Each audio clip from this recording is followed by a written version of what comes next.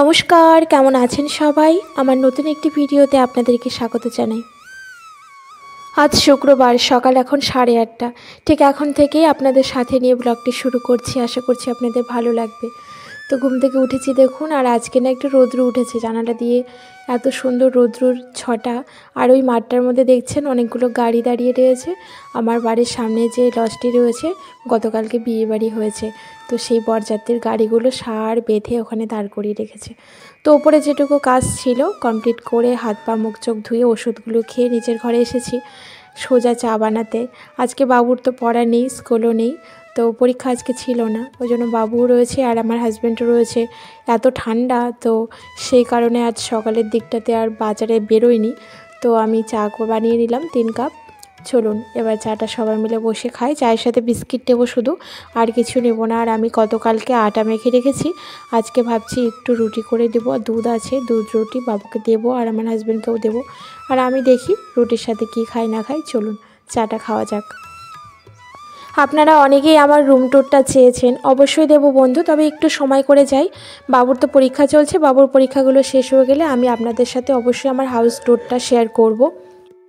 Biscuit আজকে শেষ হয়ে গেছে জানেন তো, এই টপ বিস্কিট ছিল বেশ খানিকটা, সেই কটাই নিলাম। একদম কড়া করে লিকারের চা বানিয়েছি, আর এই কড়া লিকারের চায় তো আমার অনেক প্রিয়। যারা চা পাগল মানুষ তারা আসলে চায়ের কথা এতবার এতভাবে এক্সপ্লেন করে যে কি বলবো, সেরকম আমিও।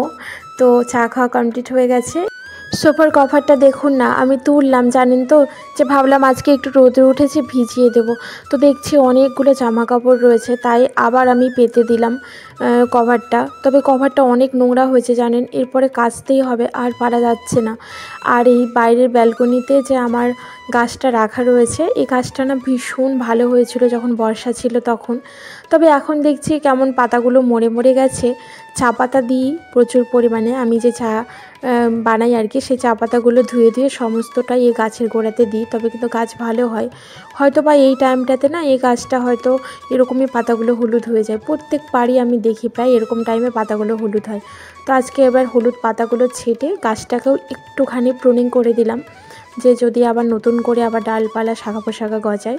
তো ওই দিক থেকে কাজ কমপ্লিট করে এসে এখানে যে মাইক্রোওয়েভের ওপরে যে ট্রেটা ছিল, সেই ট্রেটার ওপরে দেখছিলাম একটু চা পাতা পড়ে রয়েছে। আসলে ওখানে আমার একটা এলাইচি চা রাখা থাকে, তো ওই চাটা থেকে বাবু না গতকালকে চা বানিয়েছিল, তো হয়তো রাখতে গিয়ে বা নিতে গিয়ে হয়তো চা পাতা ফেলে দিয়েছিল। তো ভাবলাম একটু ঝেড়ে চা পাতাগুলো পরিষ্কার করে দিই। আর এই টাওয়ালটার মধ্যে একটু ধুলো টুলো পড়েছিল, সেটাও একটু বাইরে থেকে ঝেড়ে আনলাম ভালো করে।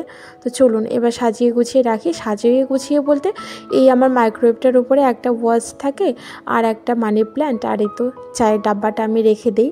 তবে ঘড়িটা আমার খুব দরকার হয় রান্নাঘরে, টাইম দেখে দেখে আমাকে কাজ করতে হয়। টাইমের মধ্যে সমস্ত কাজ নইলে তো কমপ্লিট করতে পারবো না। আর বারবার এই দিকে ঘুরে ঘুরে দেখতে না ভালো লাগে না, তো ওই জন্য চোখের সামনেই রাখি ঘড়িটা, টাইমের মতো কাজ করে নেওয়ার জন্য। আর এই যে আমার বেসিন এরিয়াটার মধ্যে যে আমার সমস্ত রকমের ক্লিনিংয়ের জিনিসপত্রগুলো থাকে, তো সেটাও দেখছি পুরো জল জল হয়ে গেছিলো। আর সাবান পরে না সাবানগুলো কেমন একটা আটকে আটকে গেছিলো, সাবান বলতে লিকুইড আর কি, জেলটাই। তো সেইটা আবার ভালো করে ধুয়ে মুছে পরিষ্কার করলাম।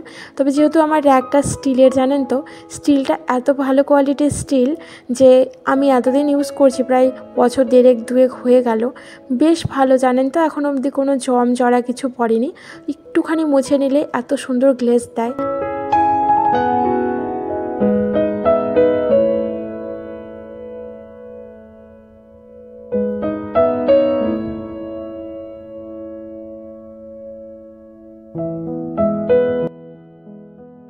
ব্যাস, বাসন মাজা কমপ্লিট। চলুন তাড়াতাড়ি করে ধুয়ে দিই বাসনগুলোকে, ধুয়ে গামলাটার মধ্যে উপর দিয়ে। তারপর ওইদিকে রান্না বসিয়েছি, রান্নাটাকে আবার শেষ করতে হবে। আজকে তেমন কিছু রান্না করলাম না, শুধু মাছের ঝোল আর ভাত এইটুকুই করব, আর কিছু করব না। যখন খাবো তখন ভাবছি একটু কিছু ভাজা করে নেব। তবে আজকে আর মাছের ঝোল আপনাদের সাথে শেয়ার করলাম না, কারণ প্রত্যেক দিনই তো আমি কিছু না কিছু রান্না শেয়ার করি। তো মাছের ঝোল তো অনেকবার শেয়ার করেছি, তাই আর আজকে আপনাদের সাথে ঝোল রান্নাটা শেয়ার করলাম না। তো এদিকে আমার রান্নাবাড়ি কমপ্লিট, সমস্ত খাবার দাবার টেবিলে গুছিয়ে রেখে দিয়েছি। আর এবারে যে কাউন্টার টপটা একটু মুছে নিলাম, তবে গ্যাস ওভেনটাও একটু মুছে নিয়েছি। মাছ ভাজার সময় না ওই তেলগুলো ছিটে ছিটে কেটে এসেছিলো, তো কেমন একটা লাগছিল, তাই একটু ভালো করে মুছে নিলাম। মুছে এই যে ঘরবাড়িগুলো ঝাড় দিয়ে আমি স্নান করে নিলাম।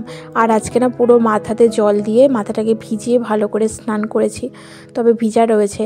আর জানেন তো, প্রত্যেকবার আমি ভাবি শীতকাল এলেই যে একটা হেয়ার ড্রায়ারের খুব প্রয়োজন, চুলগুলো শুকাতে হবে, কিন্তু যেই শীতটা চলে যায় তখন গরম পড়ে যায়, তখন তো এমনি এমনি চুল শুকিয়ে যায়, তারপরে সব ভুলে যায়।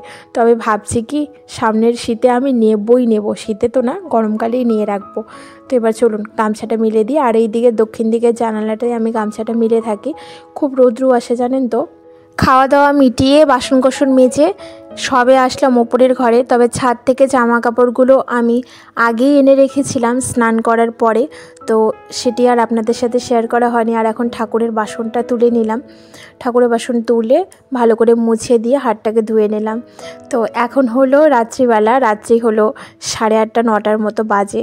তো কি রান্না করব, মাছের ঝোল দিয়ে ভাত খাওয়ার কারোরই ইচ্ছে করছিল না, তো ভাবলাম আজকে একটু ডালিয়ার খিচুড়ি বানিয়ে নিই।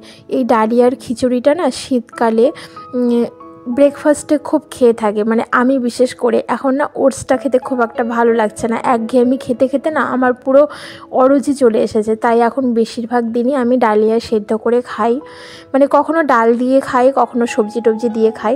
তো ভাবলাম আজকে সবার জন্যই আমি ডালিয়ার খিচুড়ি বানিয়ে নেব, শুধু আমার একার জন্য না। তো এখানে আমি টমেটো আর কাঁচা লঙ্কা আর একটু আলু ডুমো ডুমো করে কেটে নিয়েছি। গাজর থাকলে গাজর দিই, তবে আমার কাছে আজকে গাজর ছিল না।